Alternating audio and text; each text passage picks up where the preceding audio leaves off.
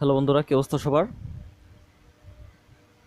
আহ, এই চ্যানেলে দেব ফ্যান কে কে আছো একটু সাড়া দিও। একটু কমেন্টে লাড়া দিও যে দেব ফ্যান কারা কারা আছো। তো আজকে দেবকে নিয়ে একটা ছোট্ট করে একটা ভিডিও বানাবো। বাংলাদেশের পরিচালক, তিনি নবাগত, একটু নতুন টাইপেরই, বেশি একটা সিনেমা করে নাই।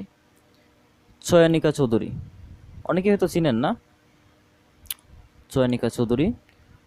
তো রিসেন্ট আমরা একটা খবর পেয়েছি যে চয়নিকা চৌধুরী দেবের সাথে কাজ করতে আগ্রহী, আর তিনি চাচ্ছেন আহ, দেবের বিপরীতে কাস্টিং করতে পরিমণি কিংবা বুবলিকে।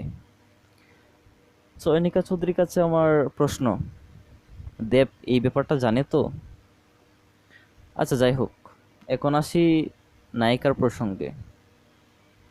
পরিমণি নিঃসন্দেহে একজন ভালো নায়িকা এবং অভিনয় মোটামুটি ভালোই পারে। সেটা তার স্বপ্নজাল সিনেমা দেখলেই বোঝা যায়। হুম, ভালো। আরেকজন আছে বুবলি, তাকে তো পরগাছাই বলা যায়। যিনি জামাইয়ের আশ্রয়ে এত দূরে এসেছেন। যেই জামাইয়ের সাপোর্ট শেষ, ওই তার ফ্লপ দেওয়া শুরু। হুম তো বুবলি ওভার অ্যাক্টিং এর জন্য কিন্তু একেবারে সেরা। হুম শাকিব খানের সাপোর্ট যদি না পেত, তিনি নায়িকাও হতে পারতো না, এত দূর আসতেও পারতো না। যেই তার সাপোর্ট শেষ, সেই তার ফ্লপ দেওয়া শুরু হয়ে গেছে। হ্যাঁ, তবে তার হাতে একাধিক সিনেমার শিডিউল ছিল আওয়ামী লীগের শাসনামলে। কারণ হচ্ছে নেতাদের সাথে তার দহরম মহরম খুব একটা ভালো ছিল। হুম আহ, যেই আওয়ামী লীগ কটকিয়ে গেল, আওয়ামী লীগ কটকাওয়ার পর তার হাতে কেউ প্রজেক্ট একের পর এক হাতছাড়া হয়ে যাচ্ছে। তার হাতে এখন আর কোনো কাজ নাই, কিন্তু নাই বললেই চলে। আর বুবলির চরিত্র তো মানে বেশি একটা ভালো না। যার সাথেই কাজ করে তারই ফেক একটা রূপ দেখিয়ে প্রেমের জালে ফাঁসিয়ে নেয়। তো দেবের সাথে যদি কাজ করে, দেবকে যে প্রেমের জালে ফাঁসাবে না সেটার গ্যারেন্টি কি? আর দেবের যে হবু স্ত্রী রুক্মিণী, তিনি যদি এই মহিলার সম্পর্কে জানতে পারে, এই মহিলার চরিত্র সম্পর্কে জানতে পারে, রুক্মিণী এমনিতেই দিবে না দেবের সাথে এই নায়িকার কাজ করার জন্য। হ্যাঁ, রুক্মিণী এমনিতেও চাইবে না। যদি চরিত্র সম্পর্কে জানতে পারে, তাহলে রুক্মিণী কিছুতেই চাইবে না যে দেবের সাথে বুবলি বা পরিমণি কাজ করুক। তো এখন কথা হচ্ছে, চয়নিকা চৌধুরী স্বপ্ন দেখেছে দেবকে নিয়ে কাজ করবে, সাথে কাস্টিং করবে পরিমণি কিংবা বুবলিকে। হ্যাঁ, এমন কিছু একটাই বলেছে। তো স্বপ্ন দেখা তো ভালো, স্বপ্ন দেখা তো অপরাধ না, স্বপ্ন দেখা ভালো।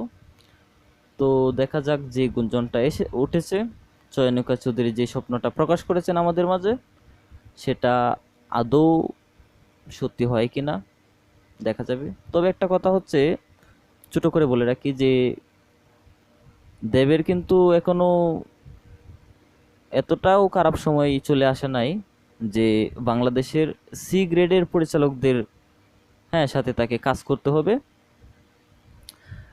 যেখানে বড় বড় গুণী গুণী পরিচালকরা, হ্যাঁ, দেবের পেছনে লাইন ধরে বসে থাকে তাকে কাজে নেওয়ার জন্য, সেখানে দেব বেছে বেছে, হ্যাঁ, ভালো মানের ভালো ডিরেক্টরদের সাথে কাজ করে। তার চেয়েও বড় কথা, দেব কিন্তু তার সিনেমার চরিত্র এবং গল্পের দিকেই বেশি ফোকাস দেয়। হুম, তো সেখানে দেব আমার মনে হয় না যে বাংলাদেশের সি গ্রেডের পরিচালক চয়নিকা চৌধুরীর সাথে তিনি কাজ করতে রাজি হবেন। তো চয়নিকা চৌধুরী স্বপ্ন দেখেছে, স্বপ্ন দেখা অপরাধ না। আমি সেটাকে, হ্যাঁ, স্বপ্ন দেখাকে আমি কখনোই অসম্মান করি না। স্বপ্ন দেখা অবশ্যই ভালো। তো দেখা যাক চয়নিকা চৌধুরী যে স্বপ্নটা দেখেছেন দেবকে, হ্যাঁ, তার সিনেমায় কাজ করাবেন, তারপর কাস্টিংয়ে রাখবেন পরিমণি কিংবা বুবলিকে। দেখা যাক তার স্বপ্নটা সত্যি হয় কিনা, দেব এই বিষয়ে গ্রিন সিগন্যাল দেয় কিনা, সেটা এখন সময়ের অপেক্ষা। তার স্বপ্ন পূরণ হয় কিনা।